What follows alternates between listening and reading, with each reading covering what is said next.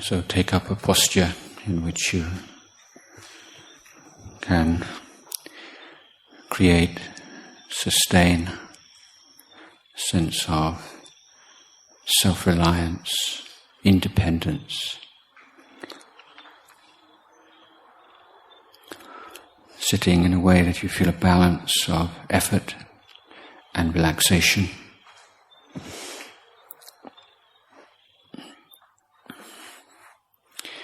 And a measure of this is that your breathing should flow naturally. If there's some disruption and tension in the breath, then just adjust your posture.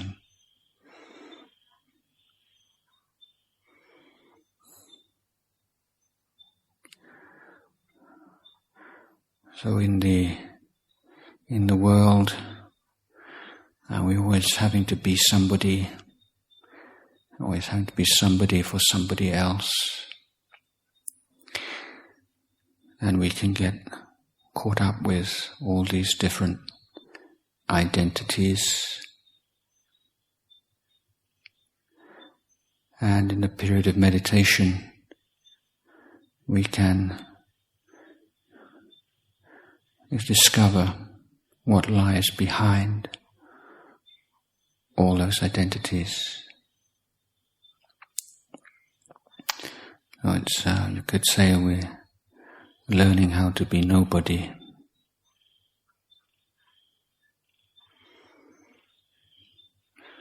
We're interested in the direct experience of our life.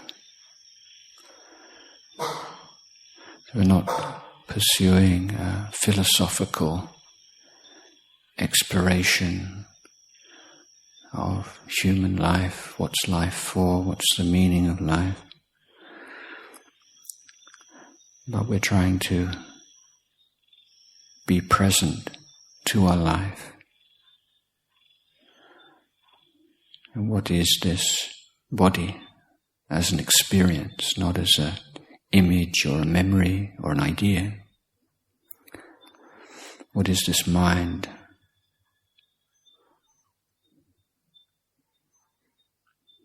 How does suffering arise in the mind? How do we let go of suffering? How do we find happiness? Where is happiness to be found?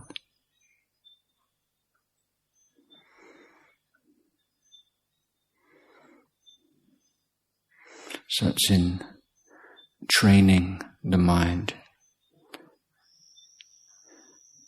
cultivating self-discipline, clarity, peace of mind, that we can make wise and intelligent choices. We can find ways of creating uplifting but realistic goals and cultivate the skills, the life skills, by which we may realize those goals.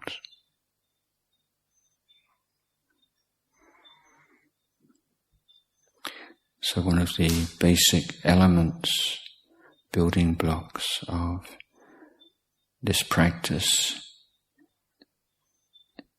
is the skill, ability to be aware, awake in the present moment.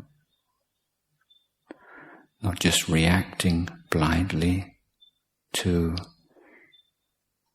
stimuli coming through the eyes and ears and nose, but developing a sense of clear awareness, grounded, clear awareness. Doesn't have to grasp onto anything, doesn't have to push anything away.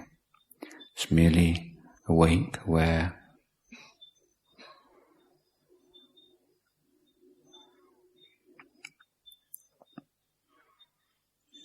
So we use the breath as a tool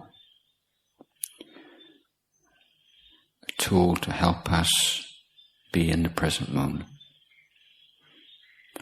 help us to sustain attention.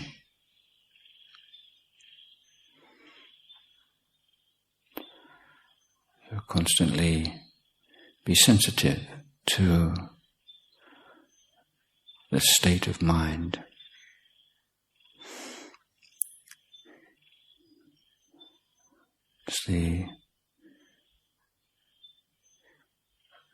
Cannot stress enough how important it is to develop a sense of interest and commitment and enjoyment even of meditation.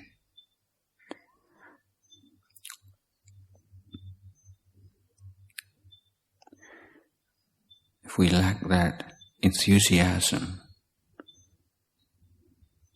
for this practice, then we'll easily get caught into thought, memory, imagination, or sleepiness and dullness.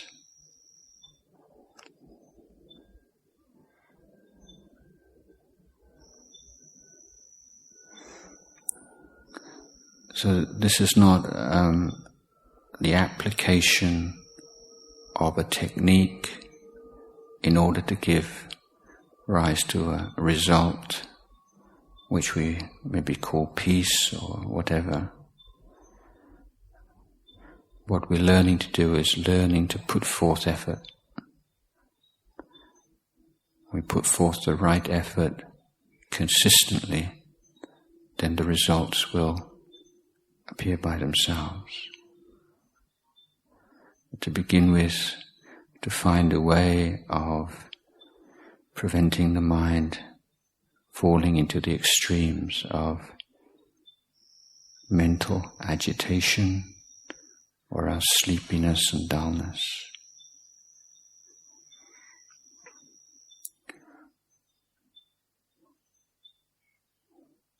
So don't just drift the moment the thoughts start to decrease, start to feel a little bit of ease in your mind. Don't indulge in that because it's a dead end and it will just take you into dull mental states.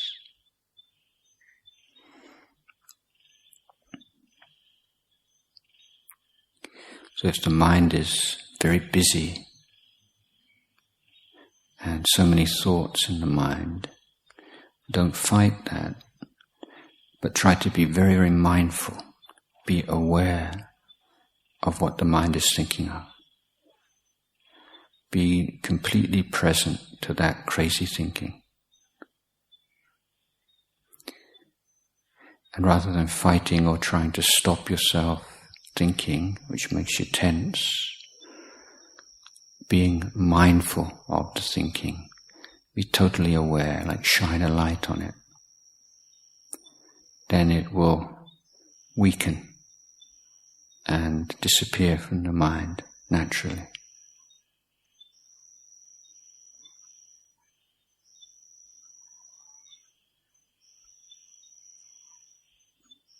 So you need a very sharp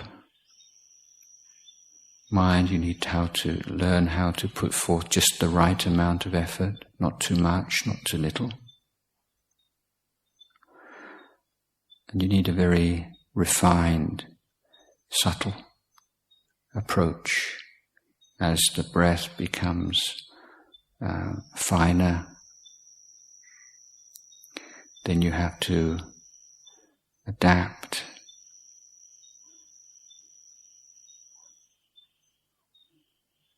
So may need to be a more intense effort, a closer effort, so that you don't lose the breath together and go into a dull state. So it's an art, it's a craft, it's a skill.